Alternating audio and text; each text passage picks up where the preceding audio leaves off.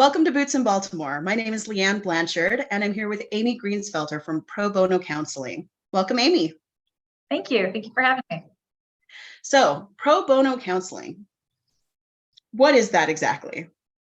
We are a 30-year-old nonprofit that's based in Baltimore. We provide mental health services across the state of Maryland through a network of volunteer mental health providers. Okay, so pro bono means free, right? Free, or if you're up on your Latin, it means for the public good. But generally in the United States, we use the term as we usually, when speaking in English in the United States, we use it to mean when a professional donates their services at no cost to the person seeking the services. So all the volunteers work with us for free. They provide free mental health counseling services. So who are those clients, and what is that market that you're trying to serve? Yeah, so people connect with us when they are having difficulty accessing mental health counseling. Usually they're folks who are experiencing depression, anxiety, grief, stress, trauma, life transitions. I think that many of us have experience of these and have had feelings of these, especially over the past few years with the COVID pandemic and financial difficulties and everything and the racial unrest and the reckoning for racial justice. I think many folks have experienced a range of emotions related to everything that we've all experienced over these past few years. And so if people are looking to speak with a mental health counselor, but either they can't afford it or they're having difficulty using their insurance, maybe there's a limited network or a high copay or a high deductible, or they don't have insurance, it can be really difficult to get access to mental health care. So folks then contact us and we are able to link them to one of the volunteer mental health providers. So how does this fit in with that ecosystem of providers? Like, are some of the clients using insurance and your services, or how does that work? So generally when folks are seeking services through us, it's when they need the service totally for free. And so if a few different things happen. Sometimes people have insurance and they contact us, and usually folks in this situation say, I do have insurance, I can afford the copay, I just have been on the wait list for all these places. Do you know anybody who's able to accept my insurance? And we can help that person connect to a counselor because we have such a large network, we know who's accepting insurance. So we can still connect that person, but we wouldn't consider that a pro bono client. That's just helping somebody navigate the system. But so if people are considered a pro bono client, they're getting the service totally for free. Wow. So how do you find providers who are willing to donate their services? So we currently have a network of over 800 providers all across the state. We've been around for 30 years, so it's taken time to build up that network. We have folks who joined everything from within the last week or two up to those folks who've been with us that whole 30 years. We find people a few different ways. The most common way that providers find out about us is word of mouth. So providers spread the word to each other. I volunteer with this organization.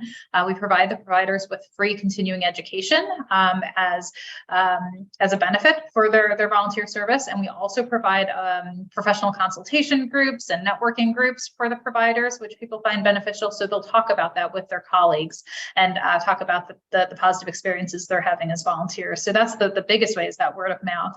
We also do mailers to people who are licensed mental health professionals in Maryland.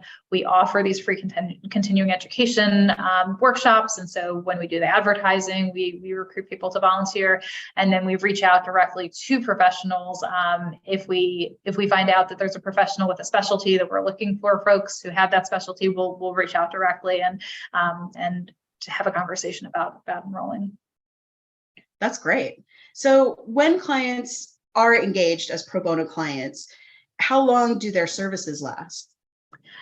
Clients, the most common length of time is about 6 to 8 weeks. We don't put a limit on the number of sessions though. And so the person seeking care works with the provider to come up with a case plan that's right for them. So sometimes people who've had really traumatic experiences might need 6 months, 8 months, a year or longer of service. And we have providers who will work with folks for that length of time.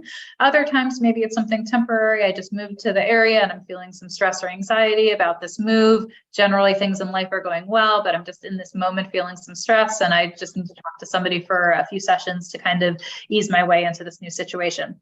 That works too. So 6 to 8 sessions is the most common, but it's everything from a few sessions up to a year or longer. So how long is your waiting list? We don't work with a waiting list. The way it works is if you call us and we do an intake with you and we realize the situation you're in, the experiences you're having would be a good fit for the kind of counseling our providers are able to offer, we say to you, we make a commitment. We can match you with one of our providers. And then we work on an individual basis based on your needs and your requests around counseling to find the best provider in our network for your circumstances.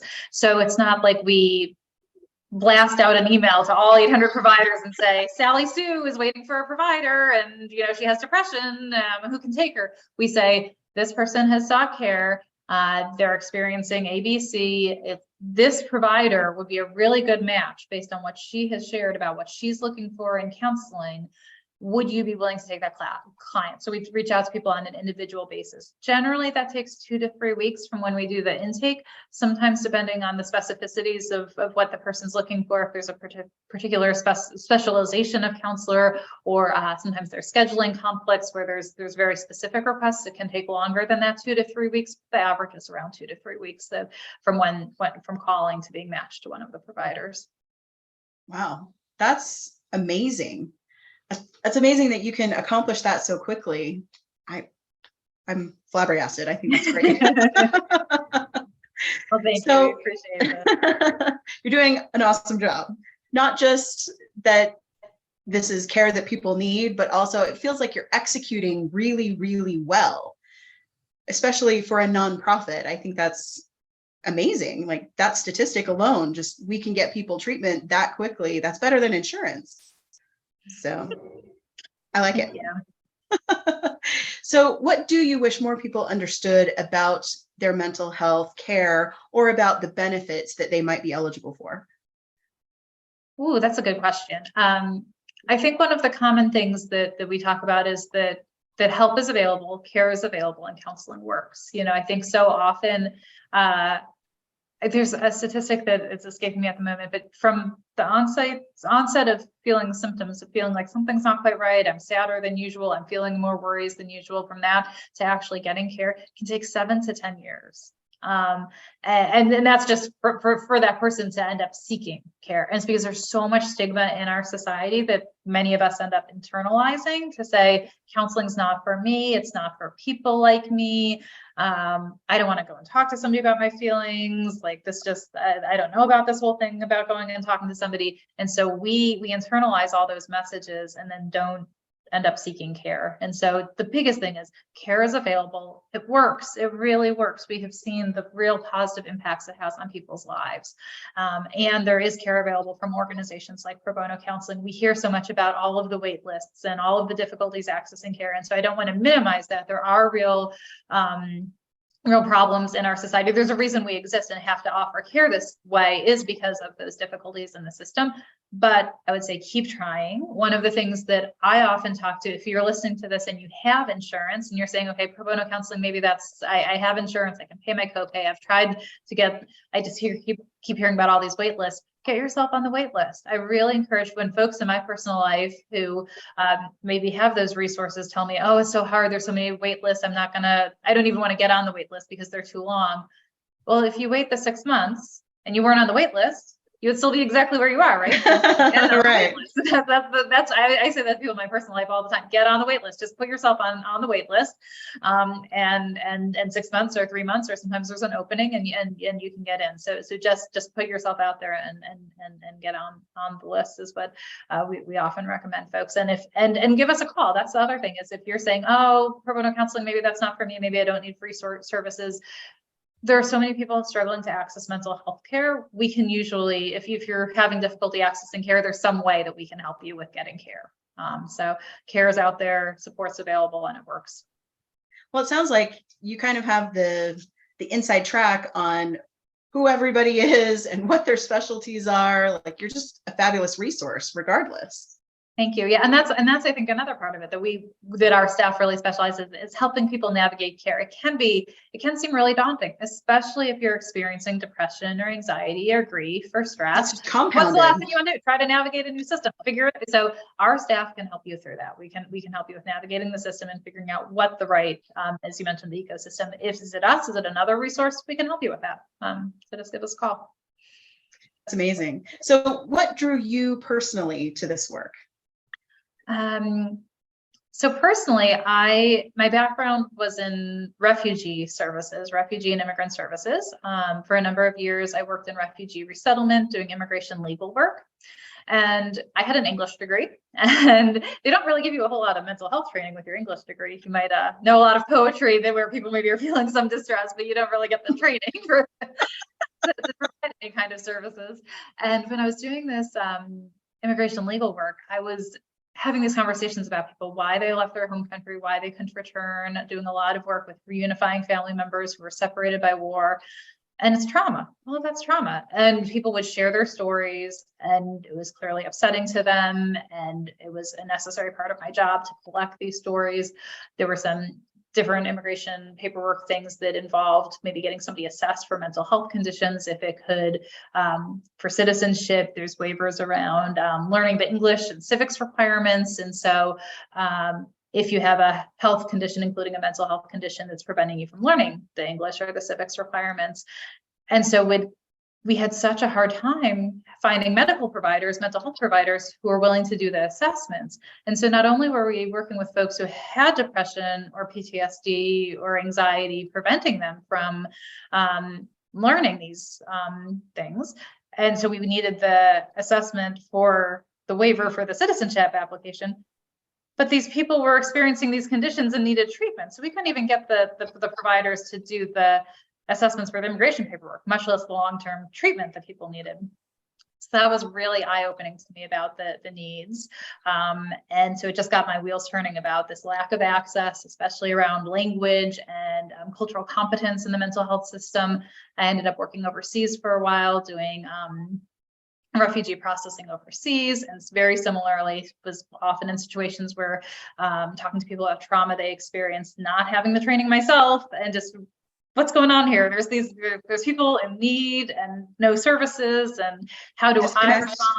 Somebody's here, and also honestly seeing among my colleagues who are doing this work, like vicarious trauma that you experience from being in these situations, and just it's all these wheels turning of all these pieces of information.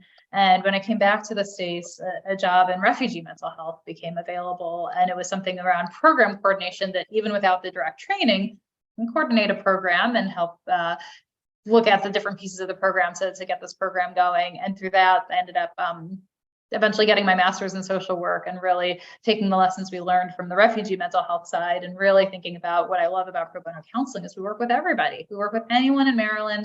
We customize it to each person's individual needs. We really try to be a responsive organization where if we will meet your language needs, if you have a disability access issue, we'll work with you to find a provider who has the right skills to work with you on that. If there, whatever your cultural needs are, we really take all of that into consideration to meet the whole person's needs. And so we're able to work with a really large group of people from all different walks of life.